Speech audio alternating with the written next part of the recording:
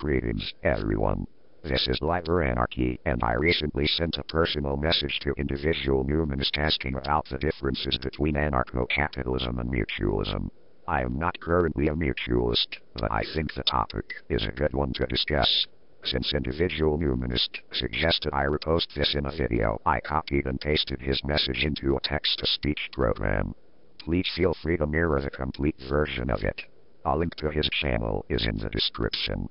Enjoy. Righty then, mutualism actually dates back far further than anarcho-capitalism. It's probably the first form of anarchism that ever existed. There is a playlist on my channel called What is Mutualism?, which is a reading of an old book by Clarence Lee Swartz, an old mutualist from the 1920s. My favorite book is probably Instead of a Book, I Am Man Too Busy to Write One, by Benjamin Tucker. Although he wasn't a self-described mutualist, he influenced Clarence Lee Swartz and Kevin Parson greatly. I also recommend Mutualist.org, which is Kevin Parson's blog. To sum up the differences between mutualism, at least as I see it, but mutualism is quite broad I found, and anarchism. Anarcho-capitalists favor neo-Lockean property rights, meaning once land has been homesteaded, it remains property of that person, even after they have long since left the area. Mutualists and individualist anarchists favor ownership, based upon use and occupancy, so after an agreed-upon time, by people in the area, land unoccupied becomes common land again and is open to be tilled by anyone, much like the 19th century common land before the Mass Enclosure Acts by the state. Anarcho-capitalists have no real theory as to the functioning of firms and tend to assume that top-down hierarchical firms like we see today in our quasi-free crony market would reflect the same kinds of companies that would exist on a genuinely free market. Mutualists, including Parson, provide reasons why those types of firms only exist due to the state and various acts of cartelization and centralization. Too much to unpack here. Alternatively, they see worker groups and small-scale community peer-to-peer production as the norm, given the absence of state-funded transport and roads, which act as second-hand subsidies to large corporations who use them more than the little guys. Anarchists see rent as legitimate along with interest, due to theories of time preference. Modern at least, mutualists would say however that rent and interest are only so prevalent because the state has artificially altered our time preferences, made it harder to get our own credit without reliance on bankers. Austrian anarchists, not sure about neoclassical ones like David Friedman and Brian Kaplan, complain that the state or the Federal Reserve is responsible for interest rates being artificially low and not representing actual savings, thereby leading to boom-bust cycles because of misallocation of resources.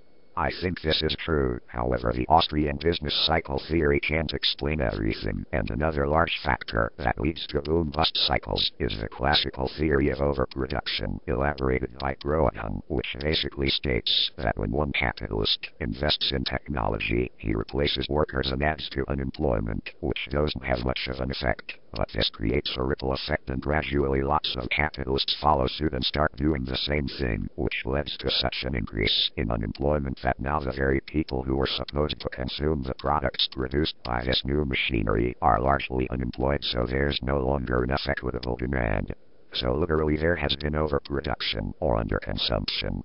All this new machinery can no longer operate at full capacity, so now unemployment has increased and now goods have to be reduced in price, something big capitalists rarely wish to do, or the market must be increased in size, which is what globalization is largely for. It's to seek foreign markets as much as possible in order to keep machinery running at full capacity and reap profits. Mutualists think that capital reserve requirements via the state, in addition to the monopoly on the issue of currency, has made credit far too scarce and has led to the emergence of a class of privileged banking elites who can charge high interest due to lack of competition. The old mutualists complained about the gold monopoly, but we don't have a gold standard anymore. However, if you replace Fed notes with gold, their criticisms are still completely valid. The mutual bank is an idea shared by individualist anarchists and mutualists, which is to do with the ability to issue credit based on all kinds of collateral. Look up William Green's The Mutual Bank for more details. Rotherford criticized and misunderstood the idea, thinking we wanted to increase the money supply without increasing actual savings. Rent is naturally high, given the scarcity of land. Under mutualist property norms, land would be far less scarce, leading to a huge decline of rent as more and more land would be freed up for homesteading. Sucks for modern-day land speculators, but then again fuck him. Anarchists don't have much of a theory about welfare, and as far as I'm aware simply assume that people will be richer so they will be able to donate to charity a lot more. Personally, I don't think that's a very convincing answer, and I think the solution lies in the revival of the old friendly societies and consumer coups, which were stamped out by the state because they were deemed insurrectionary. I also think these should and are likely to be linked through some kind of loose federation in order to assist one another, but non-compulsory, of course.